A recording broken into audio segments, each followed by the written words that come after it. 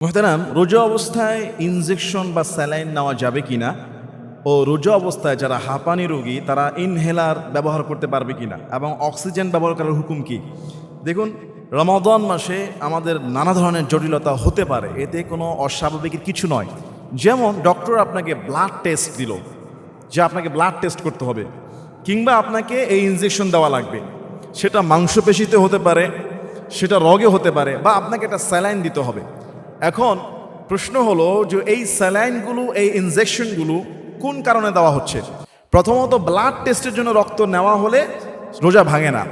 আর injection আর saline এইটা যদি শুধু রোগের ঔষধ হয়, শুধুমাত্র কোনো আপনার ভ্যাকসিন বা কোনো অ্যান্টিবায়োটিক ঔষধ শরীরের জন্য, তাহলে আপনার রোজার কোনো ক্ষতি হবে না। যদি স্যালাইনটা বা ইনজেকশনটা শরীরের দুর্বলতা কেটে শক্তি বৃদ্ধির জন্য হয়, বা এইটা যদি খাবারের কাজ করে, তাহলে কিন্তু রোজা ভেঙে যাবে।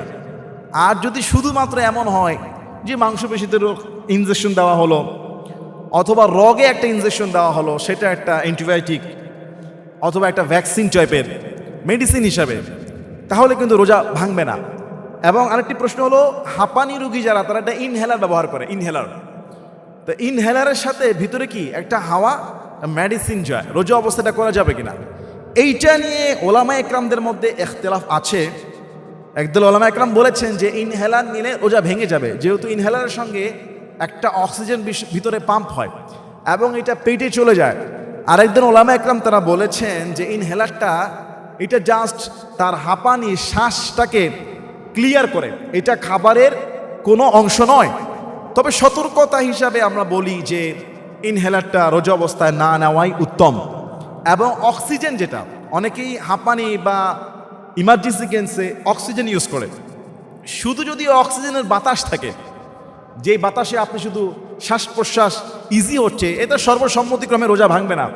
কিন্তু অক্সিজেনে যদি কোনো মেডিসিন থাকে, আর যেটা আপনার পানি হয়ে ভাষ্প আকারে নাক দিয়ে আর মুখ দিয়ে পেটে যাচ্ছে, গলায় যাচ্ছে, পিপাসার কাজ মিটিয়ে দিচ্ছে, পেটের ভিতরে চলে যাচ্ছে, তাহলে ওলামা একরামরা বলেছেন যে তার রোজা ভেঙে যেতে পারে।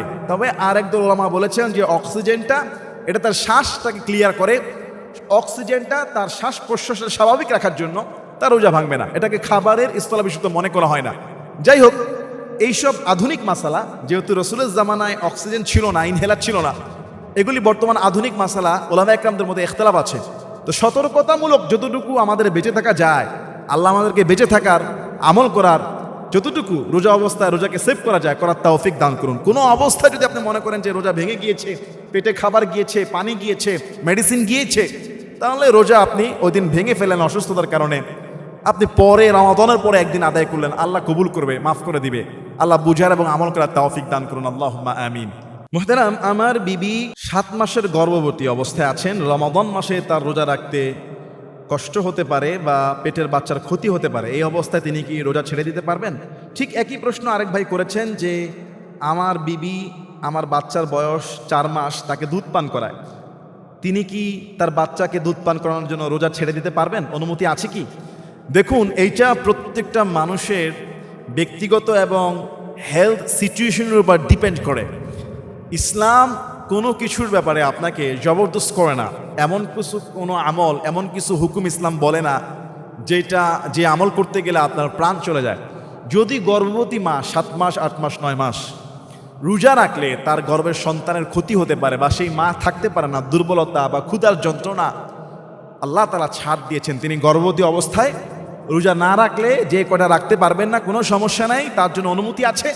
রমাদানের পরে ওই রোজাগুলো যখন সুস্থ হবেন, সন্তান হয়ে যাবে, তখন তিনি এটা কাজে আদায় করে ফেলবেন। 2 নম্বরে, যেই মা তার সন্তানকে দুধ পান করায়, সন্তানের বয়স 1 মাস, 2 মাস, 3 মাস, 4 মাস, 6 মাস পর্যন্ত কোলের শিশু, দুধের শিশু বাড়তি খাবার খায় না, মায়ের দুধের উপর সে ডিপেন্ড। আর মা যদি এরকম রোজা রাখতে গিয়ে 12-13 ঘন্টা কিছু না খায়, অনেক মায়ের এমনি দুধের ঘাটতি আছে, সন্তান দুধ পায় না, তার মধ্যে যদি রোজা রাখে সে আরও দুধ পাবে না, সন্তানের প্রাণনাশের হুমকি আছে। মায়ের সমস্যা নাই, মা রোজা রাখতে সমস্যা নাই, সন্তানের ক্ষতি আছে। ইসলাম এই ক্ষেত্রে প্রশস্ততার হুকুম দিয়েছে, সেই মা সন্তানের স্বার্থে সে রোজা ছেড়ে দিবে, খাবার দাবার করবে, সন্তানকে সুস্থ রাখবে, পরে রমাদানের পরে কাজা আদায় করবে। কোনো মা যদি মনে করে যে আমি আমার বাচ্চা 1 মাস 2 মাস আমি রোজা রাখলেও আমার সন্তান দুধ পায় কোনো সমস্যা নেই আলহামদুলিল্লাহ, তাহলে সেই মা রোজা রাখতে পারবে, সমস্যা নাই। কোনো গর্ভবতী মা যদি মনে করে যে আমি রোজা রাখলে আমার কষ্ট হয় না, সমস্যা হয় না, 2 মাস 3 মাস 5 মাস 7 মাস আর সন্তান আলহামদুলিল্লাহ মুভমেন্ট ভালো, তাহলেও সেই গর্ভবতী মা রোজাও রাখতে পারবে, অনুমতি আছে, কোনো সমস্যা নাই। চাইলে হেলথ কন্ডিশনের উপরে ডিপেন্ড করে রাখতেও পারেন, ছেড়ে দিতে পারেন, পরে আপনি এগুলি বাকিগুলো আদায় করে নেবেন। আল্লাহ আমাদের সবাইকে বুঝার এবং আমল করার তৌফিক দান করুন, আল্লাহুম্মা আমিন। রোজা অবস্থায় যদি কেউ ভুলে কিছু খেয়ে ফেলে তাহলে কি তার রোজা হবে? রোজা অবস্থায় মাথায় তেল দেওয়া যাবে কি? রমাদান মাসে আমরা ব্রাশ করতে পারবো কিনা টুথপেস্ট দিয়ে, জানালে উপকৃত হব। 3টা প্রশ্ন করেছেন এই ভাই, যে রোজা অবস্থায় যদি ভুলে কিছু খেয়ে ফেলি তাহলে রোজা হবে কিনা, এবং রমাদান মাসে আমরা অনেকে গায়ে তেল মাখি, অনেকে সন্দেহ থাকে তেল দিলে আবার রোজা হবে কিনা, এবং রমাদান মাসে যে আমরা টুথপেস্ট ব্যবহার করি ব্রাশ দিয়ে, রমাদান অবস্থায় আপনি যদি ভুলে ব্রাশ ব্যবহার করে ফেলেন টুথপেস্ট, তাহলে এটা মাকরুহ, অপছন্দনীয়। রোজা অবস্থায় ব্রাশ করা যাবে না। রোজা অবস্থায় আপনি মিসওয়াক করবেন। রোজা অবস্থায় ব্রাশ, টুথপেস্ট এবং যে গুঁড়া আপনার টুথ পাউচার এটা ইউজ করা যাবে না। আমরা মেসওয়াক করবো, এটার অনুমতি আছে। 2 নম্বরে মাথায় তেল দেওয়া, হাতে পায়ে তেল দেওয়া কোনো সমস্যা নাই, তেলের গ্রানও নিতে পারবেন, কিন্তু নাকের ভিতরে বা কানের ভিতরে ঢুকিয়ে দেওয়া যাবে না। গলার ভিতরে পেটে প্রবেশ করলে রোজা ভেঙে যাবে। নর্মালি আমরা কেউ এটা করি না, মাথায় বা শরীরে তেল দেওয়া যাবে। 3 নম্বরে রোজা অবস্থায় এই ভুলটা অনেকেরই হয় যে আমি রোজা রেখেছি, ভুল করে 1 গ্লাস পানি খেয়ে ফেললাম, প্রচণ্ড পিপাসায় ভুল করে একটু কিছু খেয়ে ফেললাম, আমার রোজা হবে কিনা? দেখুন, রোজা অবস্থায় যদি আপনি ভুল করে কিছু খান আর আপনার মনে হলো যে আপনি রোজা, সঙ্গে সঙ্গে মুখে যা আছে সেটা ফেলে দিতে হবে।